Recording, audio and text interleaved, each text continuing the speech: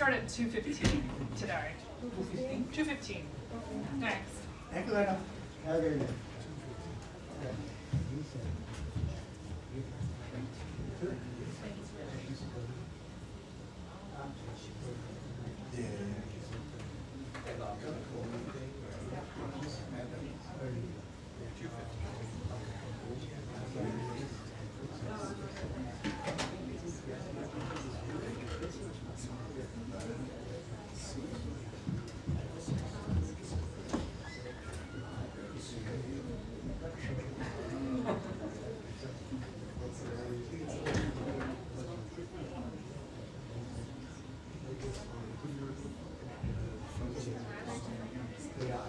Yeah, master control, just letting you know. If you want to start at 2:15. All right,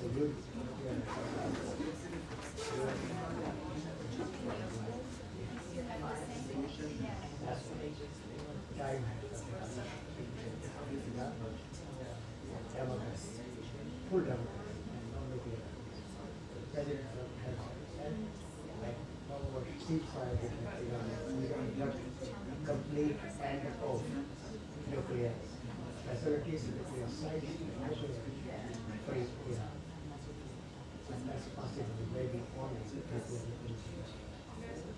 I don't know. Development is full of just like just what I was called.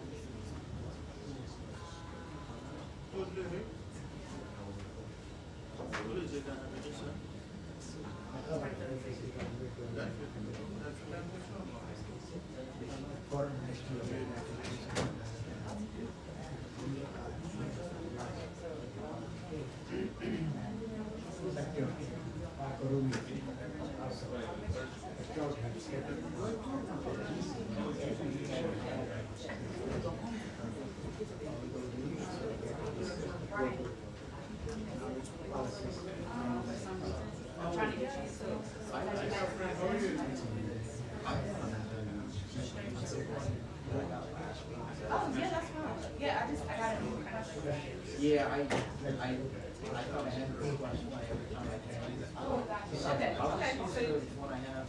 okay, okay.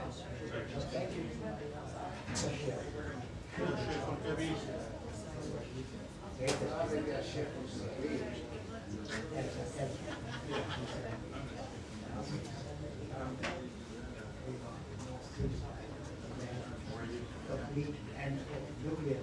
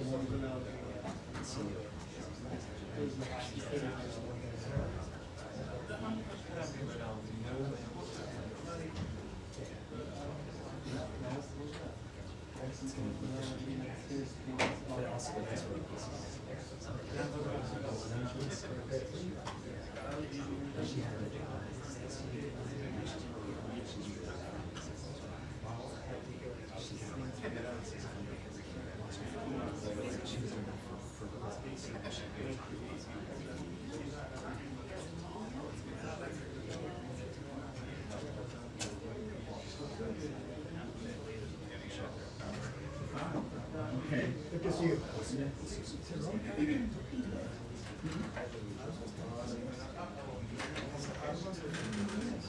Oh. Oh, right. I'm thinking of it. Look at it, year after year. Oh, I'm getting old. That's what happens. Yeah. How we eating, Oh, right. sleeping, Right. how we behave. That's what comes. And then you do all the fruit that you eat, which is a good thing. And look, exercise. Yeah. Sometimes I don't think naturally when I walk alone, Yeah. my body walk the way down. Yeah. Okay. Thank you.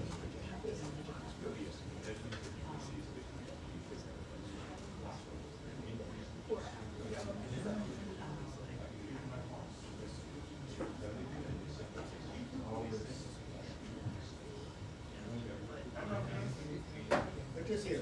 Good to see you. Always my pleasure.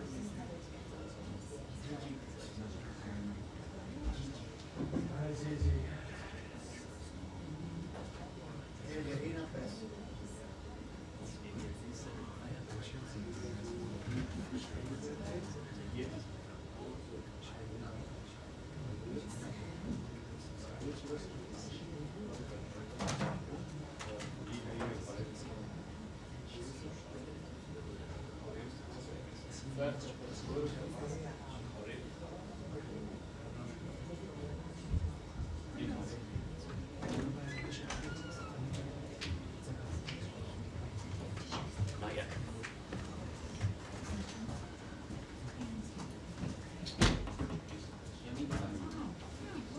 Oh, I like it. Personally. Do you want a photo of it? Or?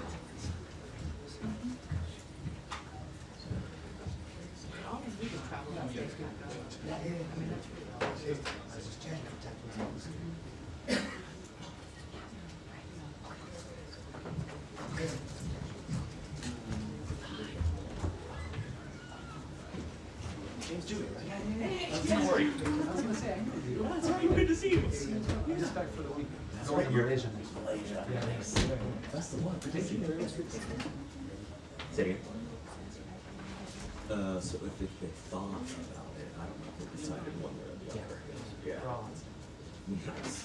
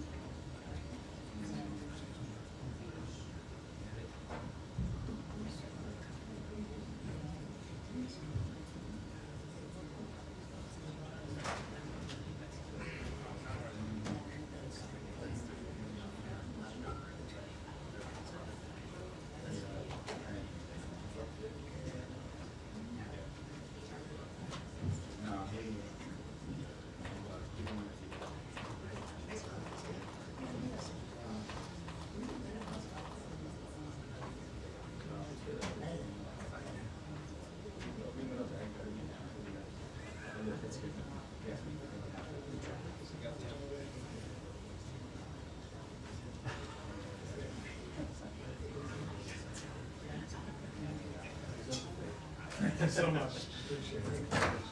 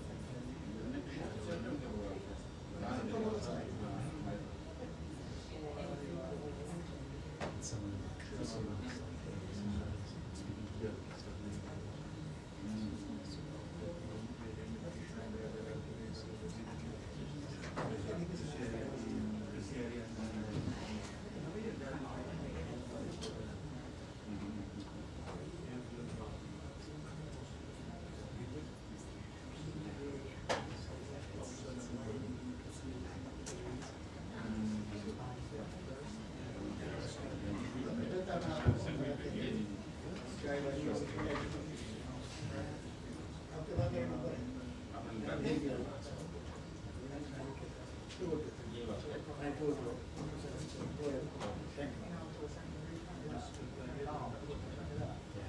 sir, during sir.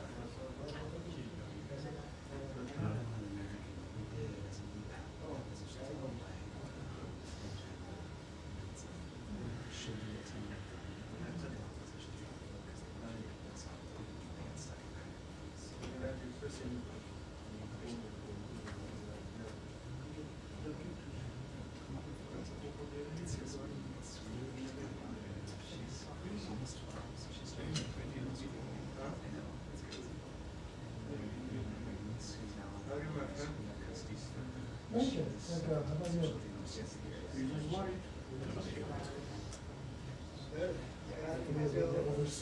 Anyway, we need at least with something. At least he did something. Amen. We love him. He's one of them.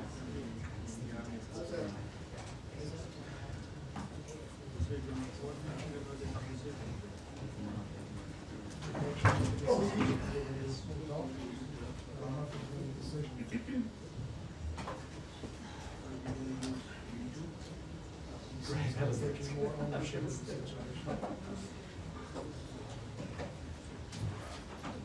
I would say.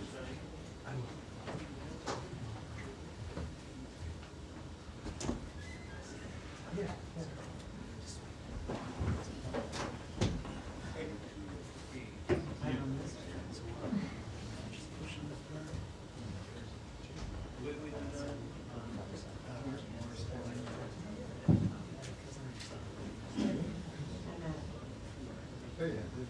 How are you?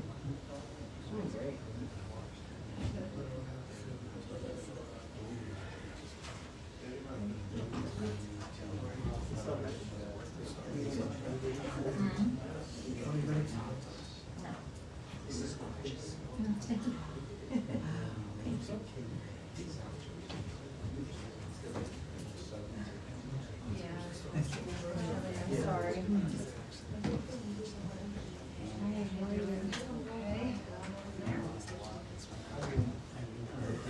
ABC is here today too. Suing. Since will be taken.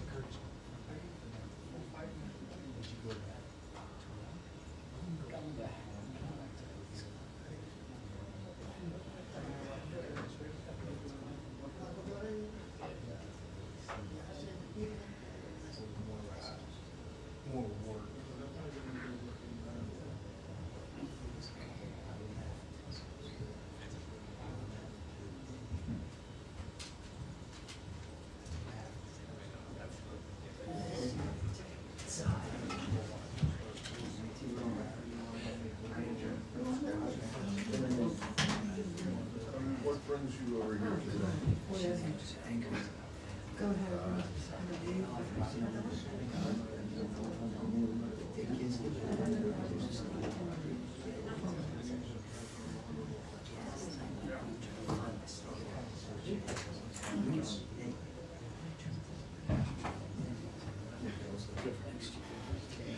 I had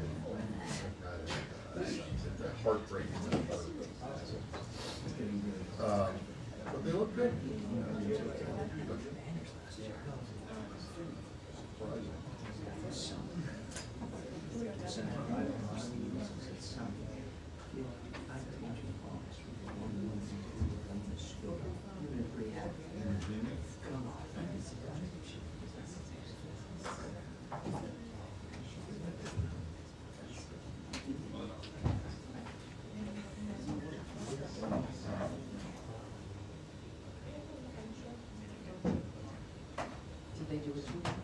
Yes.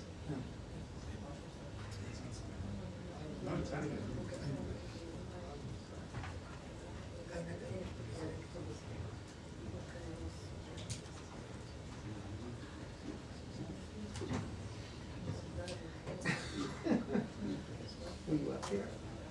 Were you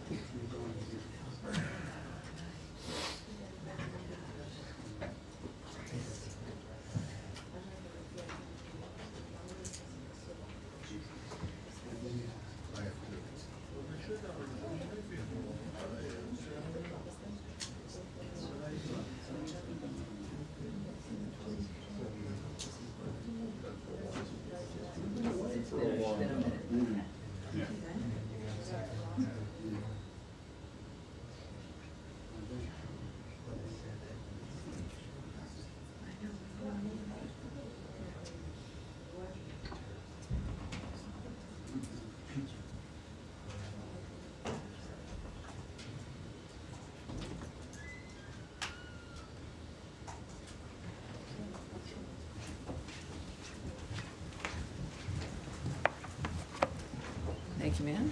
Thank you.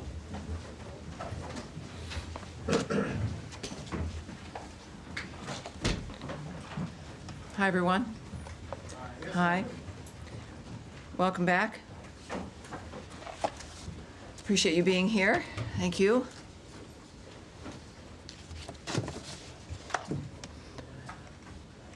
Everyone's set? We're good? Great. Welcome aboard, everyone.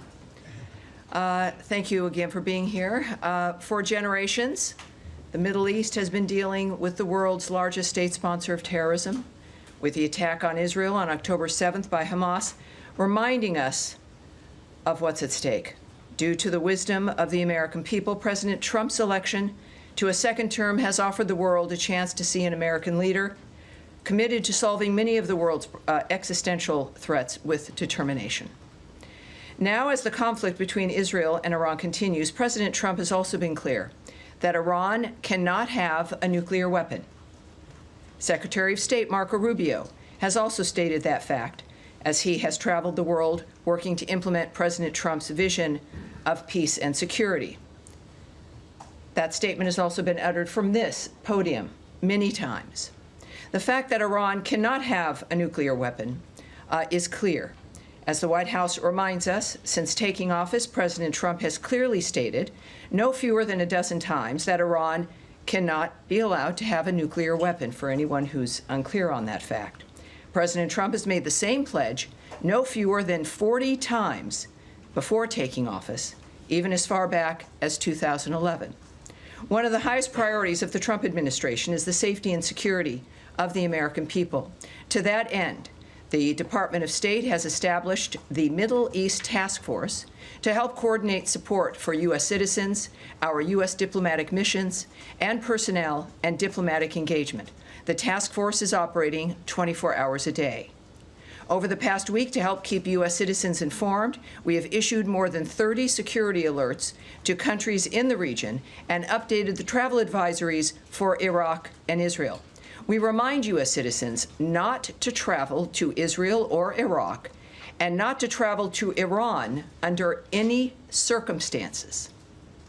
We continue to monitor the complex and rapidly evolving situation on the ground as we continue to assess and address the needs of U.S. citizens. We urge all U.S. citizens to regularly visit travel.state.gov for the latest travel advisories and security updates, and to enroll in the Smart Traveler Enrollment Program, also known as STEP, to receive timely alerts and guidance from the State Department.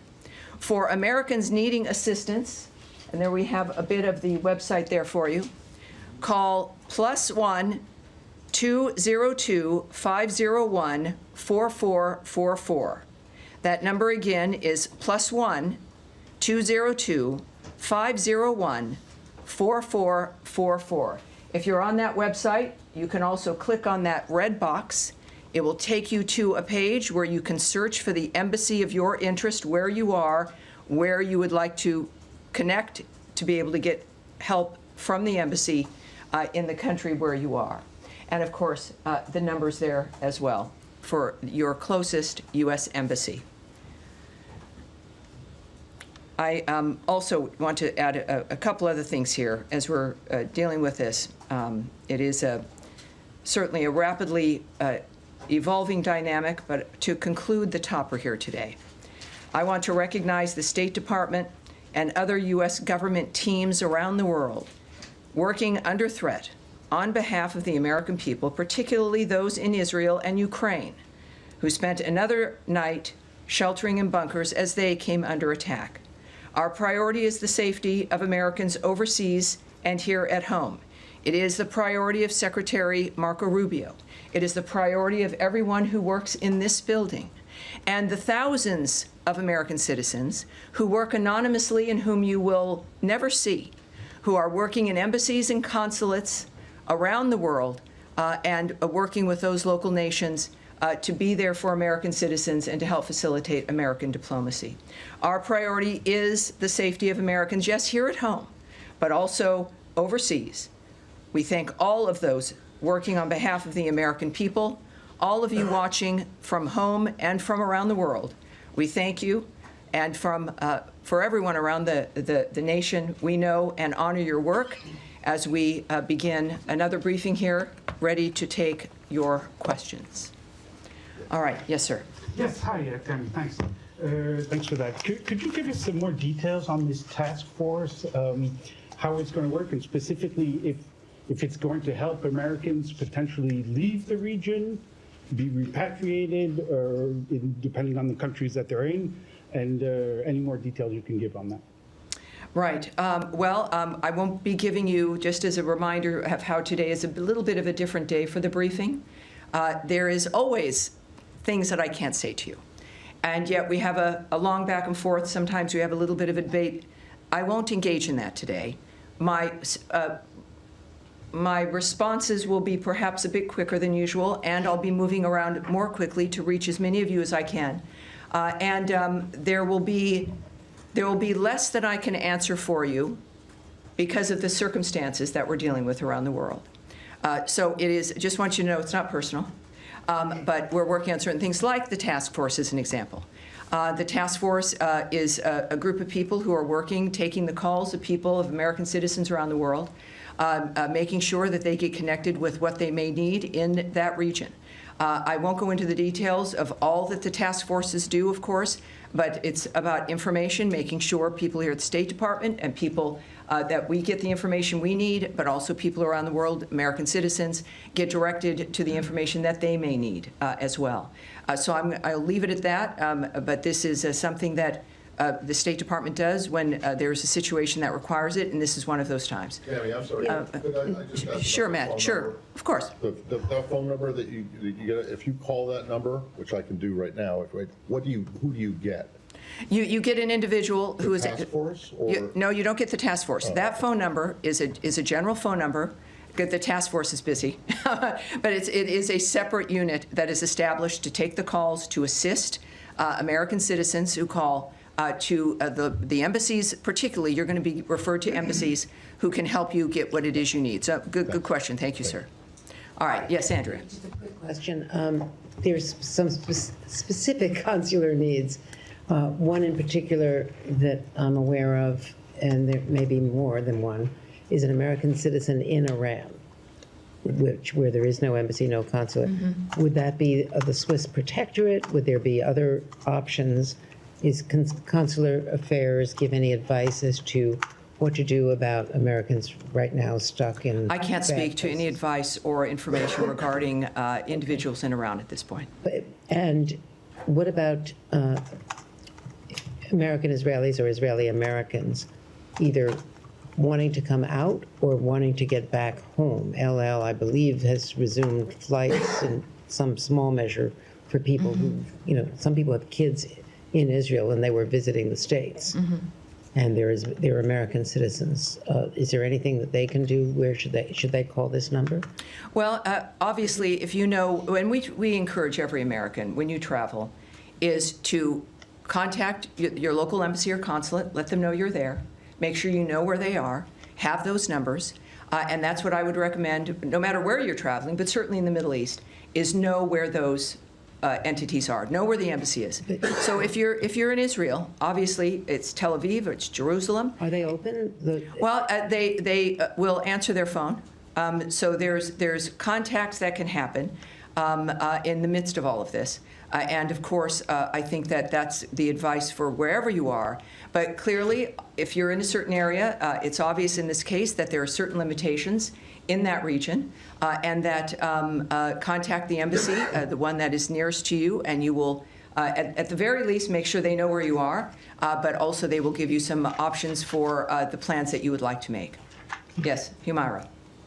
Tammy, I understand your limitations, but I have to ask this. I know you do. It's your job, and I appreciate that. I'm here to take questions, not necessarily always answer them. Yeah, last yes, night President Trump said he wants a real end, not a ceasefire. So does the United States support or pursue regime change in Iran, or are we just talking about dismantling Iran's nuclear enrichment, and would that include the United States helping Israel strike Fordo? Well, I'm certainly not going to characterize what President Trump says or tweets, for that matter. He doesn't need characterizing. He's one of the most transparent, one of the most clear individuals that we've known. I think that we can take his word for his word, but I'm not going to speculate on, in a larger sense, what that would mean. That is up to the president. He is the singular guiding hand about what will be occurring from this point forward, as he has been, and I think that dynamic is pretty clear. He says he wants an end, as he has said about every conflict that he has, as a peacemaker, worked to stop peacefully through diplomacy.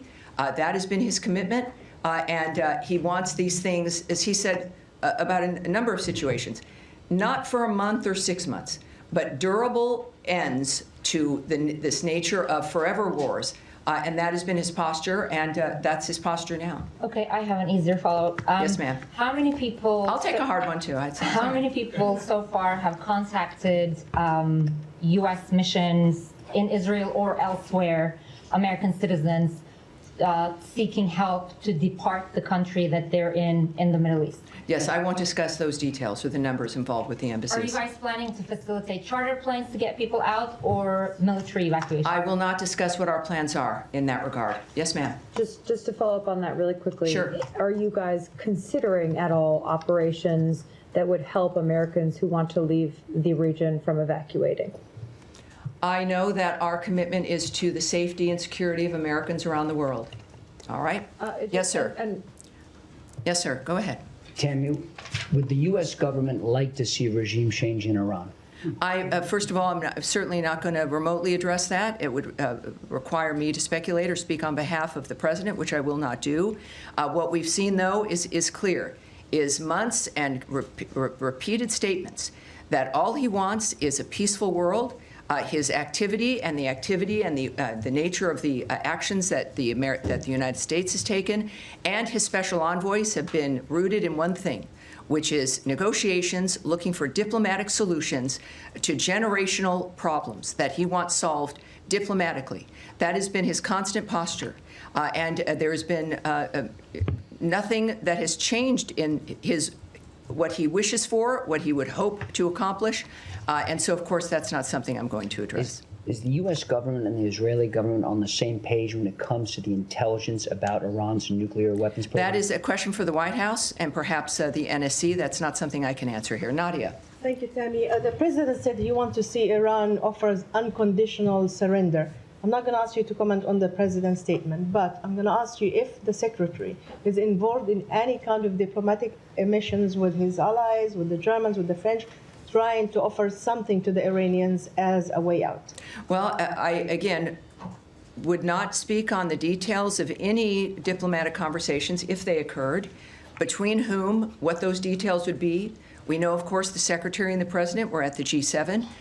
Their constant work from the moment they came to office has been to, and certainly Secretary Rubio, was to open up conversations and to lead the world through diplomacy to make a difference.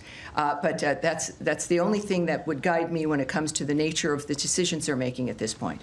Yes, ma'am. Without getting into the details of the conversations, is the door to diplomacy with Iran on its nuclear program still open from the U.S. perspective? That would be a decision made by President Trump. Have you heard from the Iranians signaling interest in continuing discussions? That is not something that I can speak to. Yes, ma'am. Going back to the consular piece of this in Israel, the latest security alert from the embassy there still says that the embassy is not in a place to evacuate or directly assist Americans. Do you have any timeline on when that might change for the Americans who are stranded in that country? And just looking at how quickly the security situation has changed there, the travel alert was raised to a level 4 from a level 3 for the entirety of the country. Is that a sign that the State Department was caught on its back foot a little bit by this change because Americans still can't get help? I can say the answer to that last question is no. We are working 24/7 to ensure the safety and the security of Americans around the world. I can say that the Department of State is always planning for contingencies to assist private U.S. citizens' departure from crisis areas, and we will alert the U.S. citizenry community if there is and when there is additional information to share regarding their options during any crisis, but certainly this one as well.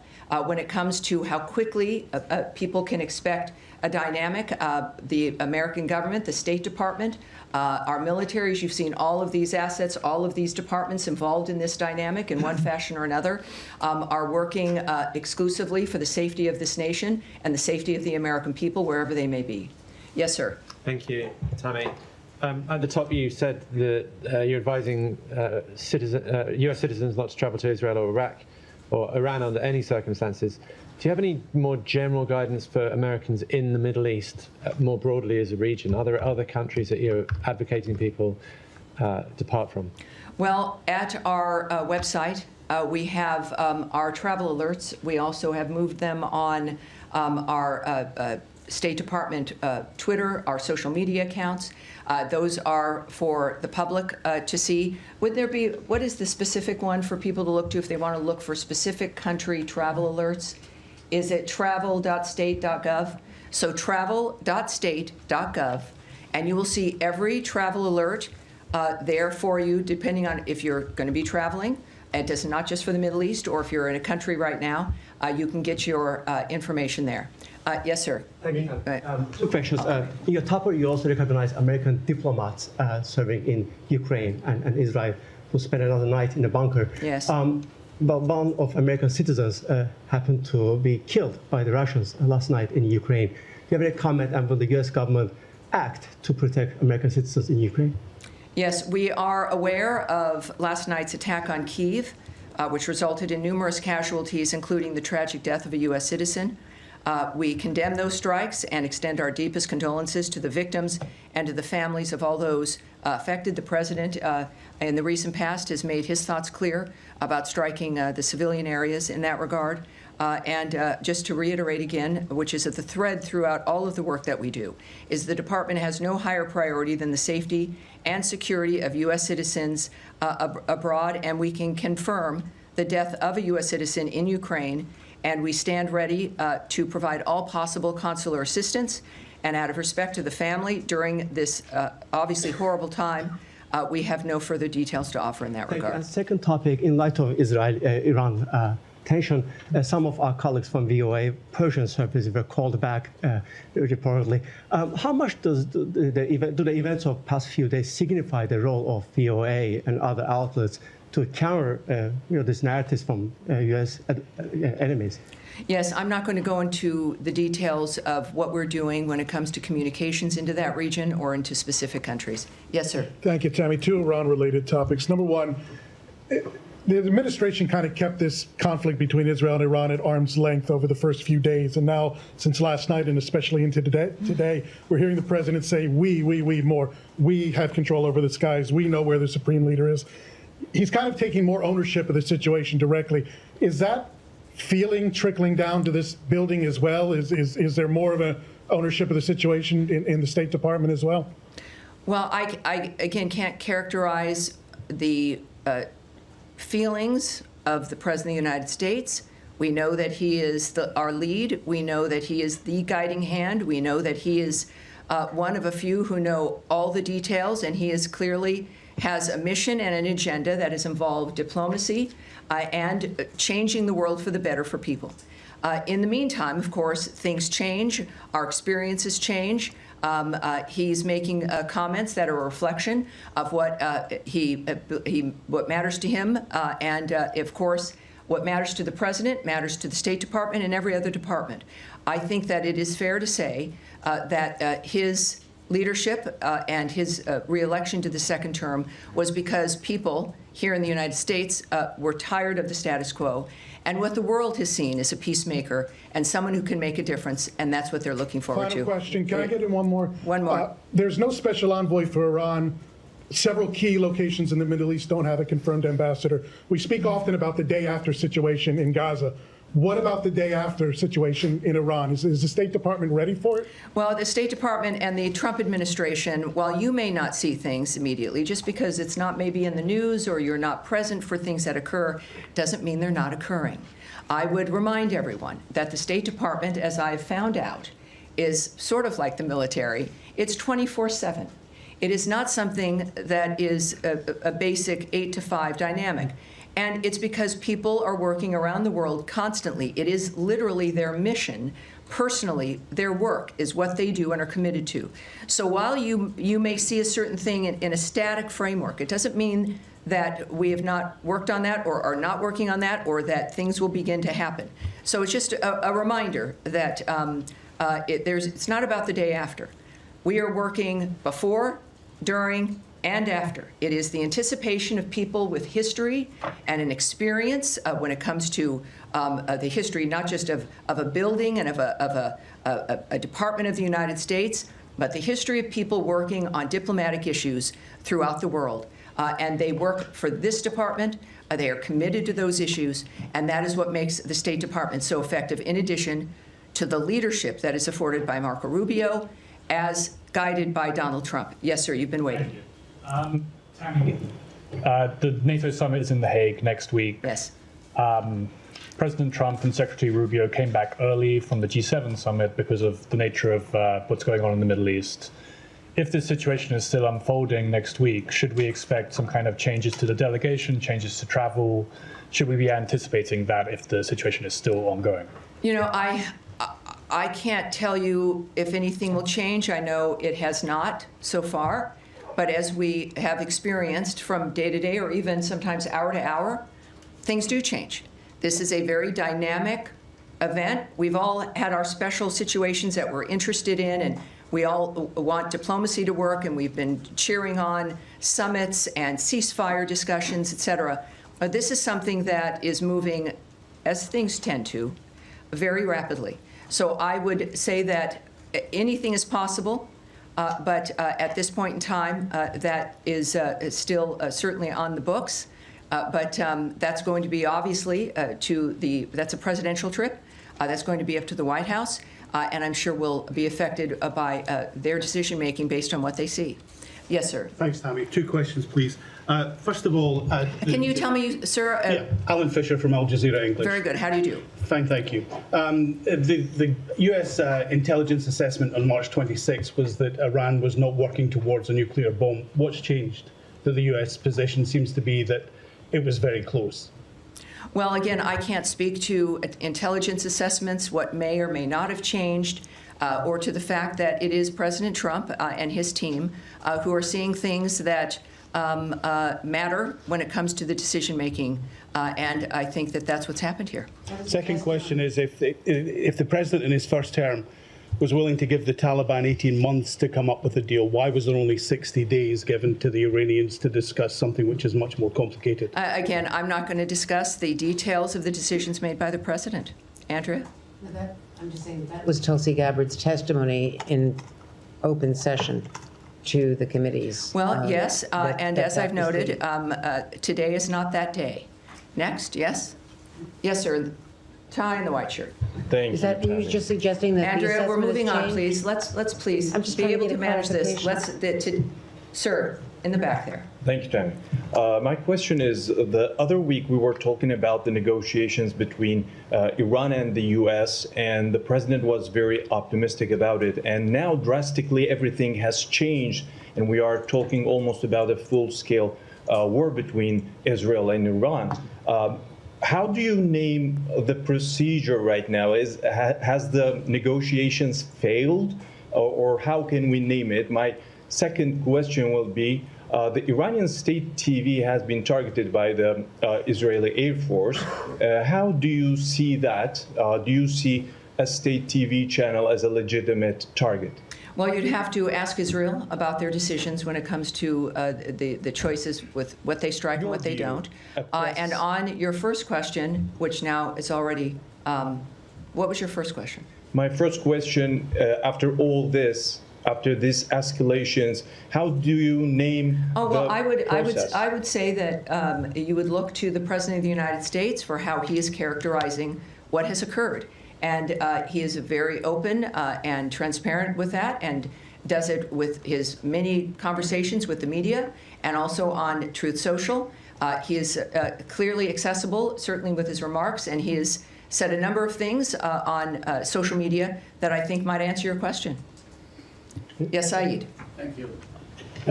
Very quick question on Gaza. Can I do that? Of course. Well, yeah. Are we continuing Well, still with? I will come to you on Gaza, Saeed. I promise. But let's continue with the topic at hand. So yes, sir, in the back.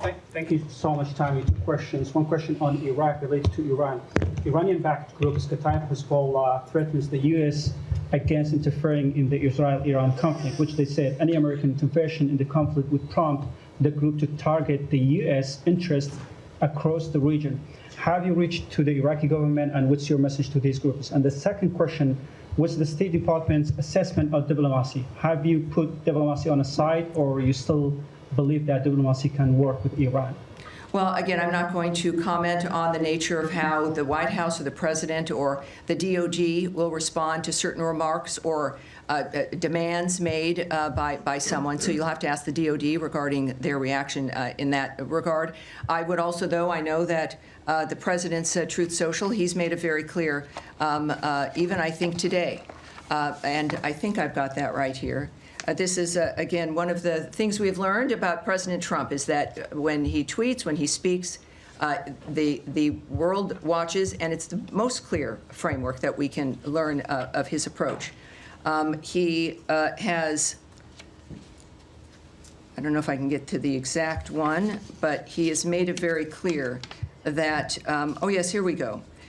He has noted that we don't want missiles shot at civilians or American soldiers, or our patience is wearing thin. Thank you for your attention to this matter. He is making it clear, I think, here regarding certain choices on the ground that are being made, and that what we've asked for regularly is, and what he has made clear, is that we were not a part of the initiation of this, certainly. We're not a part of Israel's attacks on Iran. That I think was stated very clearly by both Secretary Rubio and the President. And that's important for them, for people to know. And in this case, of course, the President has made it clear that if Americans are hurt, or in this case, a missile shot at civilians or American soldiers, that there would be a repercussion. I think that that would not be surprising. All right, we'll go back. Well, More on Iran. We'll close with you, sir. Thank you so much. Could you tell us about the role of partner countries in mediation efforts with Iran, like Mohammed bin Salman of Saudi Arabia, Qatar, and UAE?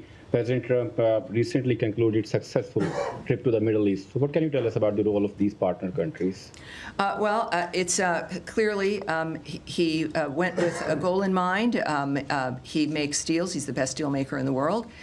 These partners in the Middle East that we have, they understand clearly our intentions and what our goals are. Thankfully, again, to the approach and the style of President Trump. I think that when it comes to, again, the best person who could explain his feelings and thoughts about what's accomplished on any issue is the president himself. So I'd refer you back to what he writes and what he is posting on, I think, a very regular basis, which is helpful to people like me, and I think to the world at large as well. Despite Israel's concerns, can I one more? Despite Israel concerns, President Trump is still trying to negotiate with Iran for a nuclear deal, showing that his priority is peace in the region. President Trump has once again recently offered to mediate on Kashmir, but the Modi government says that they don't need Trump's help. Does President Trump need Modi permission to bring peace in South Asia by resolving the Kashmir issue? Well, yes, this is every country, as President Trump has stated, is a right to define its own future. He offers his help, and it's up to whoever he's offering it to whether or not they'll accept it. We live in a fascinating, exciting time where we've got a man who can make the difference, and he's generous about making that difference. He could have chosen to have this term be about anything other than peace and making America great again. But he's stuck with that. He's committed to that. It is part of his overall commitment to the country. So I would not speak to the nature of another country's decision-making. That's up to them. But I think all of us are grateful that we have a president who's willing to help and wants to help. Now, you have one more in Iran, and then we'll go to Saeed.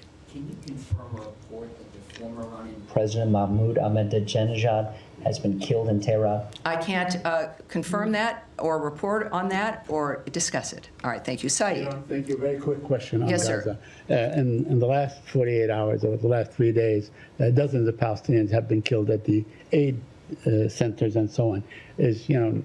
With everybody focused on Iran, this situation still garner some interest or attention from this building or from the United States of America? And are you urging the Israelis to hold off whatever the amount of firepower they're firing at these aid seekers?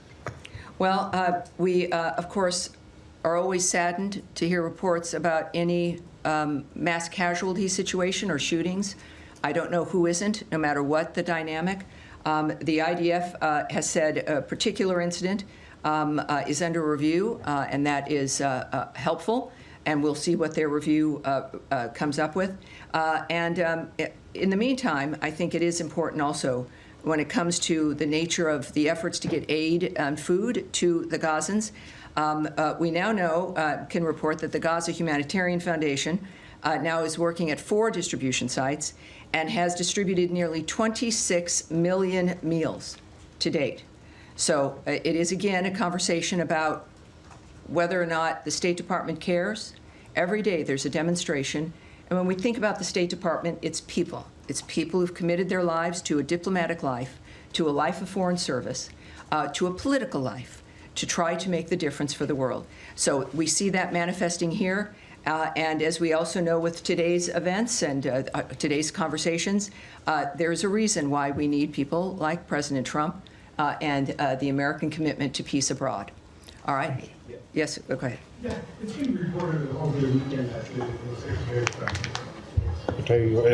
President will expand the travel ban to 36 other countries. A lot of them, from what I understand, are in Africa. There's already 19 countries that are affected by the travel ban to a different extent. Can you share any details, elements you have on this plan? I'm going to speak a little bit about it, not into the detail of what about the decision-making or the process in that regard, but we are, of course, committed to protecting our nation's citizens by upholding the highest standards of national security and public safety through our visa process in particular. as laid out in President Trump's Executive Order 14161, protecting the United States from foreign terrorists and other national security and public safety threats, the visa adjudication process has got to ensure that U.S.-bound foreign travelers do not pose a threat to the national security and public safety of the United States. That is, I think, a very low bar, and is a bar that every nation should be able to adopt. To protect the national security and national interests of the United States and its people, the Department of State and other U.S. government agencies assess other countries' security capabilities, information sharing, and identity management practices, exploitation of the U.S. visa system, such as overstay rates, and failure to facilitate the repatriation of their removable nationals.